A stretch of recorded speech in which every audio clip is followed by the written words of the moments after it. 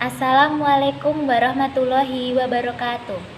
Perkenalkan, nama saya Neini Nurrohmah dari kelas 1C, Prodi Pendidikan Guru Sekolah Dasar Universitas Muhammadiyah Surakarta, NIM A5102000171. Di sini saya mendapat bagian untuk menjelaskan sedikit mengenai biografi filosof yang terkenal yang bernama Ibnu Rushd. Selamat menyaksikan.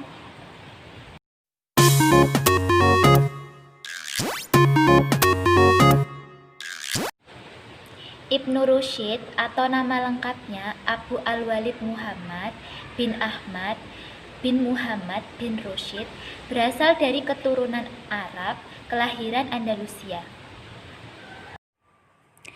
Ibnu Rushd lahir di Andalusia atau Spanyol, tepatnya di kota Cordoba pada tahun 520 Hijriah atau 1126 Masehi.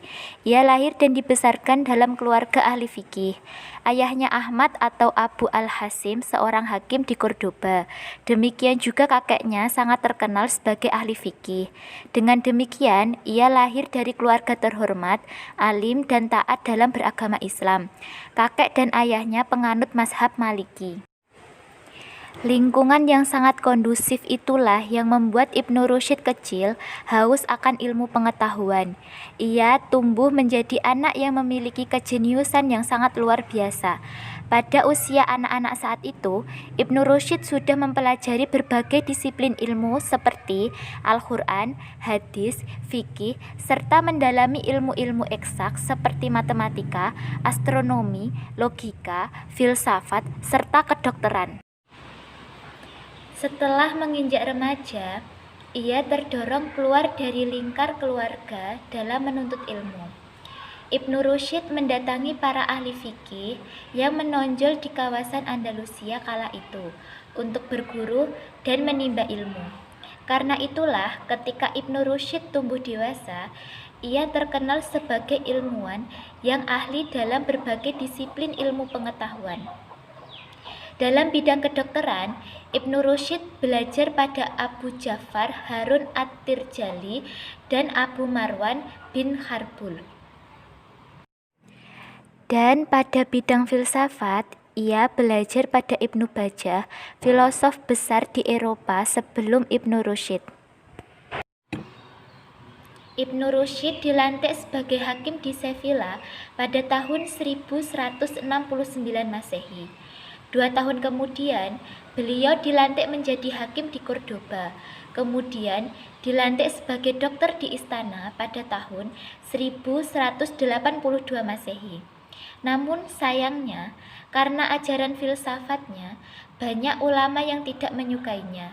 Bahkan ada yang sampai mengkafirkan Ibnu Rushd. Ada juga sekelompok ulama yang berusaha untuk menyingkirkan dan memfitnah bahwa dia telah menyebarkan ajaran filsafat yang menyimpang dari ajaran Islam. Atas tuduhan itulah, Ibnu Rushd diasingkan oleh pemerintah ke suatu tempat yang bernama Lucena. Tidak hanya itu, banyak di antara karya-karya filsafatnya dibakar, bahkan diharamkan untuk dipelajari. Setelah beberapa orang terkemuka dapat meyakinkan Khalifah Al-Mansur tentang kebersihan dari Ibnu Rushd dari fitnah dan tuduhan tersebut, maka ia baru dibebaskan. Akan tetapi tidak lama kemudian, fitnah dan tuduhan seperti semula kembali terulang. Sebagai akibatnya, pada kali ini Ibnu Rushd diasingkan ke negeri Maghribi atau Maroko. Di sanalah kemudian Ibnu Rushd menghabiskan sisa-sisa umurnya hingga datang ajal menjemputnya pada tanggal 9 Syafar 595 Hijriah atau 10 Desember 1198 Masehi.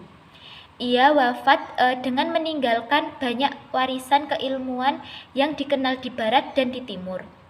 Kematiannya menjadikan kehilangan yang cukup besar bagi kerajaan dan umat Islam di Spanyol. Beliau tidak meninggalkan sepersen harta benda pun, melainkan ilmu dan tulisan dalam berbagai bidang seperti filsafat, kedokteran, ilmu kalam, falak, fikih, musik, kaji bintang, tata bahasa, dan nahwu. Semasa hidupnya, Ibnu Rusyid adalah seorang yang suka hidup sederhana dan bersahaja tanpa memperdulikan tentang pakaian dan harta benda.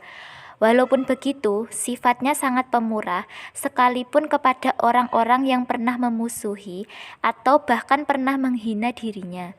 Demikian, satu dari ciri-ciri kebaikannya juga terkenal seseorang yang sangat rendah hati, terutama kepada orang-orang yang miskin. Kehidupannya sebagian besar digunakan untuk menjalani tugas sebagai hakim dan dokter. Tapi di barat ia dikenal sebagai filosof yang banyak mengkaji dan mengomentari pemikiran Aristoteles.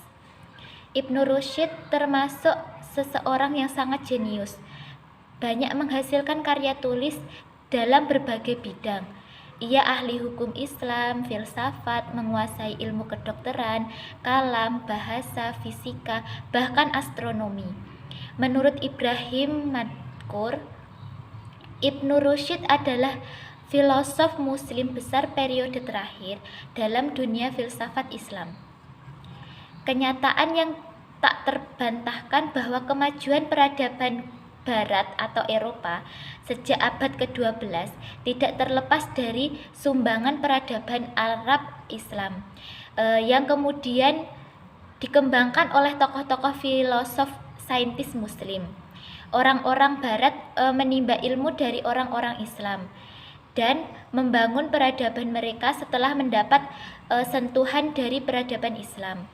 Oleh karena itu, Gustav Le Bon mengakui bahwa orang Arablah yang menyebabkan Barat mempunyai peradaban. Mereka adalah imam bagi Barat selama 6 abad.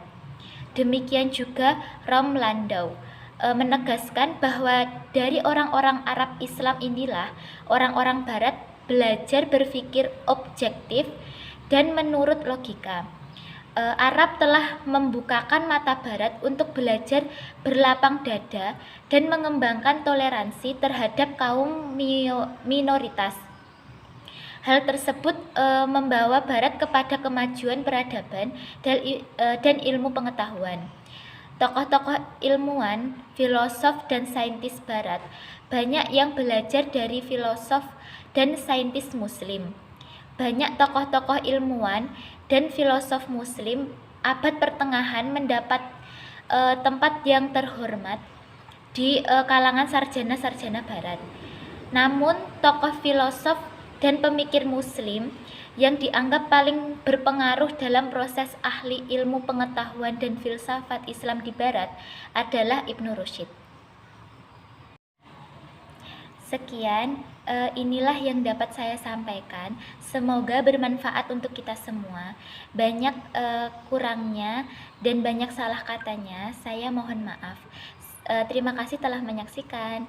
Wassalamualaikum warahmatullahi wabarakatuh.